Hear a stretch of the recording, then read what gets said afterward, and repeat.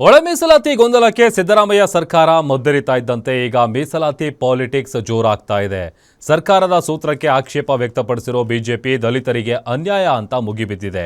ಕೇಸರಿ ನಾಯಕರ ಈ ಆರೋಪಕ್ಕೆ ಕಾಂಗ್ರೆಸ್ ಸಮರ್ಥಿಸಿಕೊಳ್ಳುವ ಮೂಲಕ ಕೌಂಟರ್ ಕೊಟ್ಟಿದೆ. ಕಾಂಗ್ರೆಸ್ ಬಿಜೆಪಿ ನಡುವೆ ಒಳ ಮೀಸಲಾತಿ ಪಾಲಿಟಿಕ್ಸ್.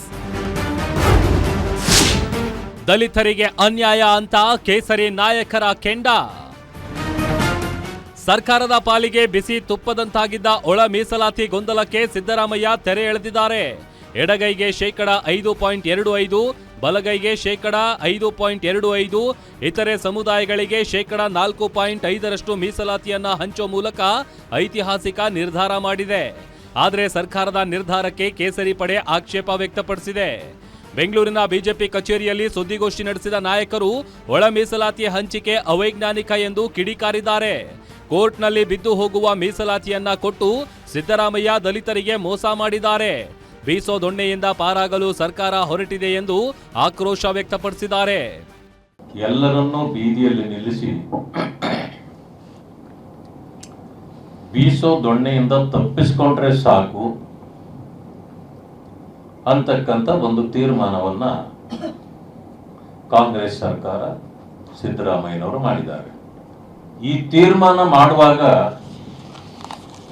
ಉಪಮುಖ್ಯಮಂತ್ರಿಗಳು ಊರಿನಲ್ಲೇ ಇಲ್ಲ. ಯಾಕಂದ್ರೆ ಬಹುಶಃ ಅವ್ರಿಗೂ ಗೊತ್ತಿತ್ತು ಇದು ತೃಪ್ತಿಕರವಾದದ್ದಲ್ಲ ಅಂತ.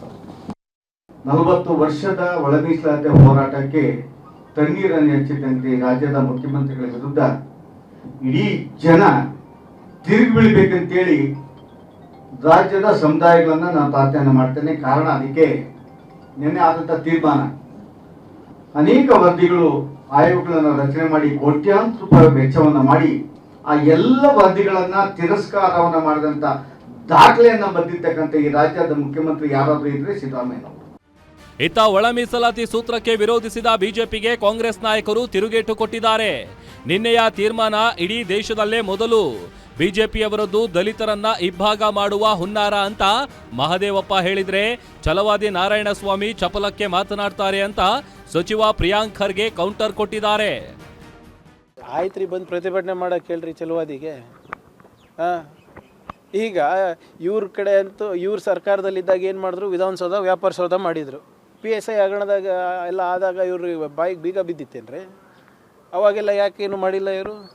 ಈಗ ಇವರೆಲ್ಲ ಮಾಡಲಾರ್ದ ಕಾರಣ ತಾನೇ ಅವರು ಸರ್ಕಾರದಲ್ಲಿ ಇಲ್ಲ. ಇವತ್ತು ಯುವಕರ ಭವಿಷ್ಯವನ್ನು ಇವರು ಮಾರಾಟಕ್ಕೆ ಇಟ್ಟಿದ್ದಕ್ಕೆ ತಾನೇ ಇವತ್ತು ಯುವಕರೆಲ್ಲರಿಗೂ ಇವರಿಗೆ ವಿರೋಧ ಪಕ್ಷದಲ್ಲಿ ಕೂಡಿಸಿರೋದು. ಸುಮ್ಮನೆ ಏನೋ ಚಪ್ಪಳಿಗೆ ಮಾತಾಡಿದ್ರೆ ಏನು ಹೇಳೋಕ್ಕಾಗಲ್ಲ. ನಾವು ಅದಕ್ಕೆಲ್ಲರಿಗೂ ಉತ್ತರ ಕೊಟ್ಕೊಂಡು ಹೋಗೋಕ್ಕಾಗಲ್ಲ ಅದಕ್ಕೆ. ಸೊ ನನ್ನ ಪ್ರಕಾರ ನಿನ್ನೆ decision as per the internal reservation is concern is the best decision. ಅದಕ್ಕಿಂತ ಉತ್ತಮವಾದಂಥ ಆಪ್ಷನ್ಸ್ ಇಲ್ಲ. ಮತ್ತು ಎಲ್ಲ ಸಮುದಾಯಗಳಿಗೂ ಅತ್ಯಂತ ಸಂತೋಷ ಪಡೆದಿದ್ರು ಅಸಮಾಧಾನ ಆಗುವಂಥ ಯಾವುದೇ ವಿಷಯ ಅಲ್ಲಿ ಇಲ್ಲ. ಒಟ್ಟಾರೆ ಸರ್ಕಾರ ಕೊಟ್ಟ ಮಾತಿನಂತೆ ಒಳ ಮೀಸಲಾತಿ ಗೊಂದಲಕ್ಕೆ ತೆರೆ ಎಳೆದಿದೆ. ಆದರೆ ಬಿಜೆಪಿ ಈ ಫಾರ್ಮುಲಾ ಸರಿಯಲ್ಲ, ದಲಿತರಿಗೆ ಅನ್ಯಾಯ ಅಂತ ಆರೋಪ ಮಾಡ್ತಿದೆ. ಈ ಒಳ ಮೀಸಲಾತಿ ಜಟಾಪಟಿ ಎಲ್ಲಿಗೆ ಹೋಗಿ ನಿಲ್ಲುತ್ತೆ ಅನ್ನೋದನ್ನ ಕಾದು ನೋಡಬೇಕಿದೆ. ಕವನ Shivanna, political bureau, guarantee news, Bengaluru.